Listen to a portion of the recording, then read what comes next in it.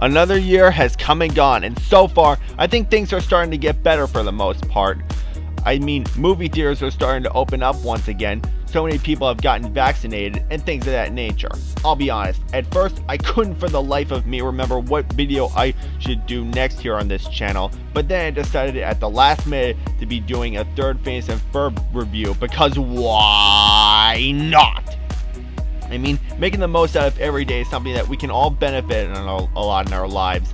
I'm trying to know my history despite my limited knowledge of it. I managed to sit through all 164 minutes of the 2000 historical epic movie The Patriot, which was directed by the same guy who will eventually release his Moon movie next, and I will probably know some more about the past and even share it with my nephew if he's on board with it. Anyway, I feel that an interesting episode of this show that would be perfect for seeing what the past might have been like back then comes from the time shift marathon of it all. This one is called Tristone Area. Get it? It's like tri-state area but in prehistoric times. I'll be in a corner if you need me.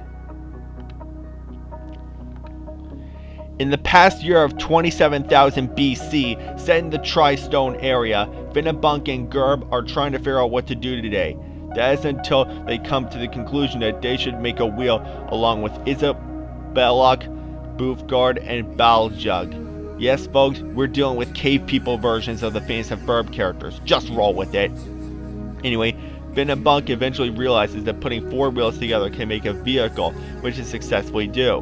Meanwhile, Kantok is put in charge while her mother, Mug, goes out to get her hair fixed. She eventually finds out about the kids' invention and tries to bust them, but Mog is busy. Later, she is taken by a vulture up towards an active volcano. She frees herself, and her stick lands near the volcano's lava, causing the tip of it to burn. Meanwhile, Bunka is assigned by Monobrow to stop an evil plan of Doofengung. Once at Doofengung's cave, he himself explains that Roger is one step ahead of him on the evolutionary chain while living happily, while Doofengung lives not so much, let's just say that. So he builds a Stickinator and plans to poke a mammoth with it, which will cause it to rampage through Roger's territory and scare Roger himself away, while Doofengung claims his territory for himself. The mammoth is then poked, but it gets angry at Doofengung and they chase him, destroying the kid's car invention before Mog can see it and his cave. After all that, Kantok's staff produces its fire, and so the kids and family get together around it, and the episode concludes with a caveman version of the Gitchy Gitchy Goo song. Wasn't that a blast from the past, ladies and gentlemen? Good!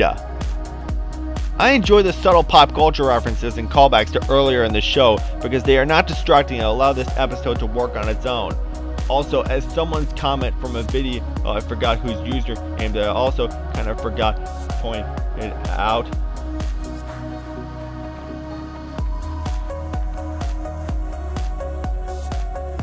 That whenever it was intentional or not, this episode is a satire of the formula of Phineas and Ferb by using cavemen talk in the Stone Age. Like, we've become so used to the formula by this point, you can pretty much tell what the characters might be saying. If that's what they were going for, that is a genius idea. The humor is pretty decent for the most part as well. Also, every now and again, the episode will do live-action cutaways to the series creators Dan Povenmire and Jeff Swampy Marsh as they discuss certain things in the cartoon in case we don't understand them.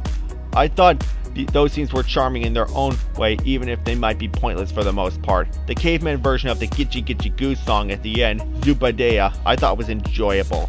Another addition to the many great songs that this show loves to conjure up.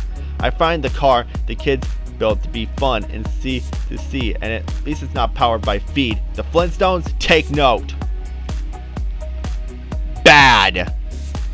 Okay, I have to ask, when Maga's coming to see the kids, how come she didn't see their car invention before it got destroyed?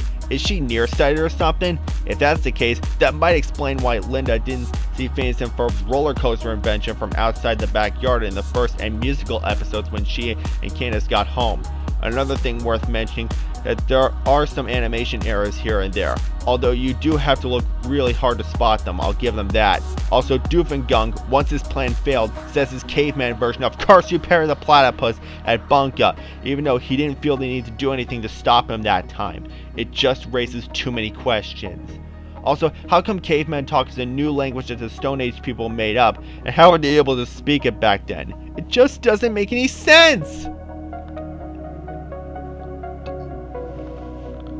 To sum up this cartoon, Tristone Area is a good episode of Phineas and Ferb that has fun with its prehistoric setting. I would, however, only recommend it for fans of the show so they can at least get a good idea of what it's doing for 10 minutes and 17 seconds. Now with that said, again, I'm going to give this episode 4 fingers out of 5. Alrighty folks, that's it for this video. If you enjoyed it, please consider liking, commenting, subscribing, and or whatever you want to do on the internet. I don't care. I'm the Purple Mario, and the Ice Age Adventures of Buck Wild, you've got some explaining to do.